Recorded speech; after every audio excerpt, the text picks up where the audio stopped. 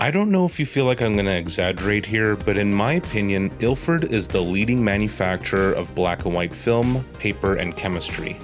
Probably not in sales, but certainly in diversity. I counted 11 different kinds of film on their website in 35mm alone. In the 80s, especially the late 1980s, Kodak was king. The phrase Kodak moment was on the lips of the general population, and if you ask the average person who Ilford was, I doubt many would know. Nonetheless, they were making an impact in photography. Welcome to This Old Camera. I'm your host Azriel Knight, and on this episode, we look at the history of Ilford, 1987.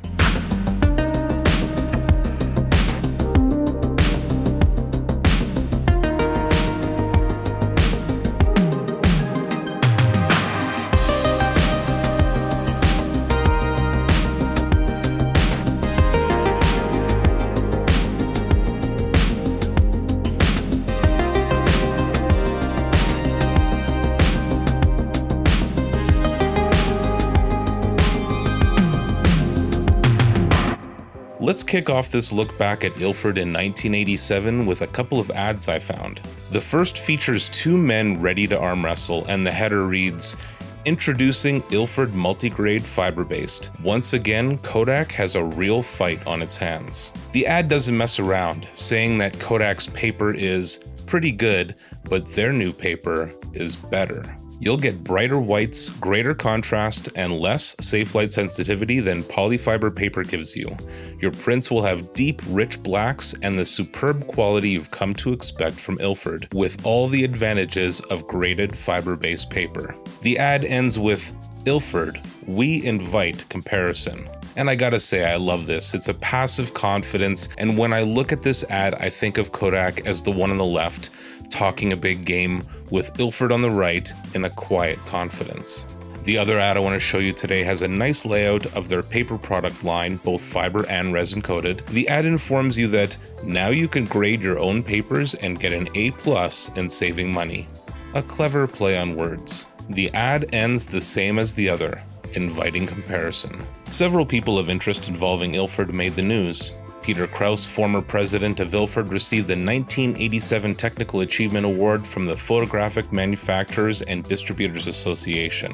Studio Photography announced that Andrew Watson, a former president of Ilford, passed away recently at the age of 52. At the time of his death, he was chief executive of Microcolor International in Midland Park, New Jersey. George Ashton also passed on March 10th. Ashton, who was once the public relations manager and a member of the Technical Services Committee for Ilford, had a notable career including contributing editor for Darkroom and Creative Camera Techniques, director of Patterson Limited, assistant and contributing editor for the British Journal of Photography, British correspondent for Popular Photography, and was also affiliated with Technicolor UK. Dr. J.D. Kendall, who had passed the previous year, was remembered in the Photographic Journal in their May issue. Kendall was responsible for the discovery of the unique developing properties of what would ultimately be called phenidone. As Darkroom and Creative Camera Techniques noted, it has a super additive effect with other developing agents such as hydroquinone. By weight, the new chemical was much more active than metol, less susceptible to a buildup of bromide, lack of allergic reactions,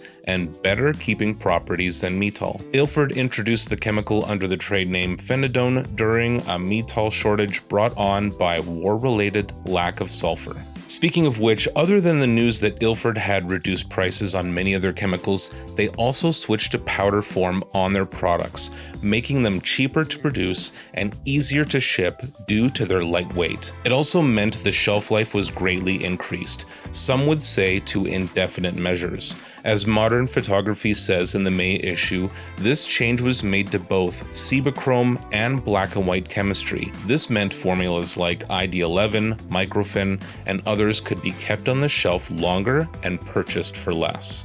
Ilford also said they were to begin importing black and white safe light filters intended specifically for use with its paper. These filters transmit more light than the customary OC filters, an advantage made possible by the particular sensitizing dyes used in Ilford's black and white papers, which make them safer, that is less sensitive to the safe light's illumination, according to Popular Photography in May. In the fall, Darkroom Photography and Peterson's Photographic Magazine both announced the inclusion of the 220 format in Ilford's HP5, only available in a 5-pack for $26.71 USD.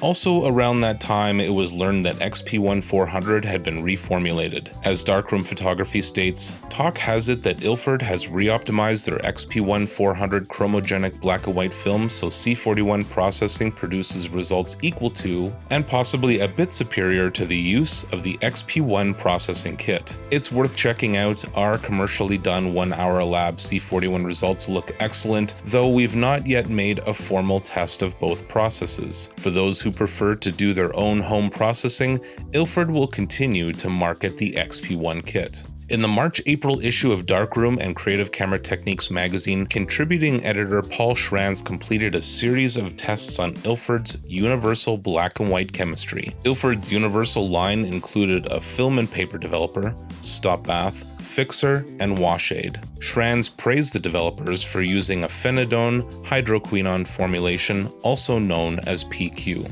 Aside from the FDA listing for phenidone as a non-toxic chemical, it has characteristics that make it particularly useful as a print developing agent.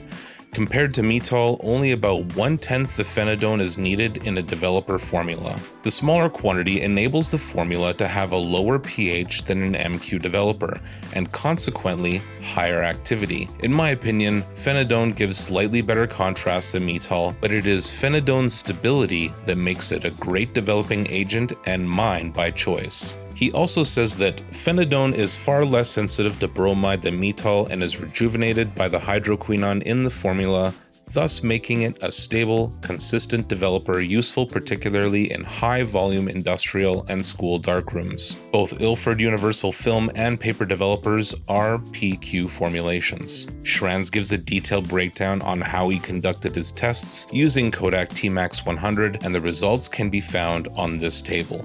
You may be wondering what everything costed during this time and how it compares to now. I had a good look at the December issue of Popular Photography.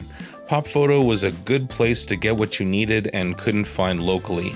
No internet, of course, just 1-800 numbers and your credit card. While prices will vary, I thought Freestyle Photo was a good place to get a lay of the land as they still exist today. I didn't compare every single thing Ilford sold in 1987, but I got the basics here and you can pause to look at my chart. FP4 and HP5 are $179 for a 120 roll or $219 for a 36 exposure 35mm roll. That's $485 and $539 respectively, adjusting for inflation. As of this video, their counterparts FP4 Plus and HP5 Plus cost $8 to $950. XP1 in 120 was actually more than 35mm in 1987, but no longer, and the smallest discrepancy in price was 25 sheets of multigrade paper, just a few bucks more today than in 1987 after inflation.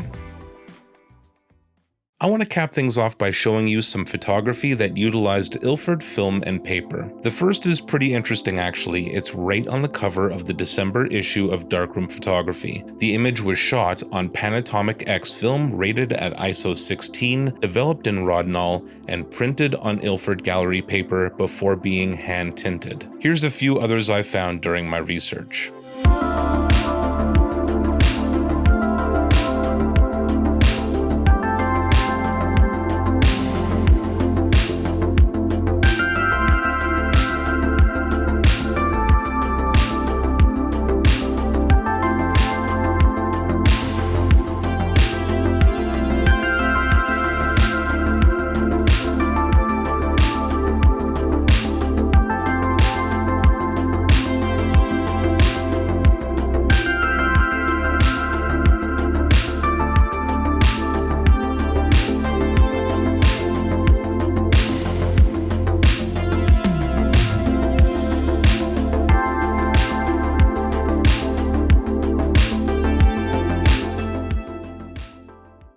Thanks for watching another episode of This Old Camera. If you want to keep up with everything I do and possibly win something, I have a newsletter where I have giveaways every single week.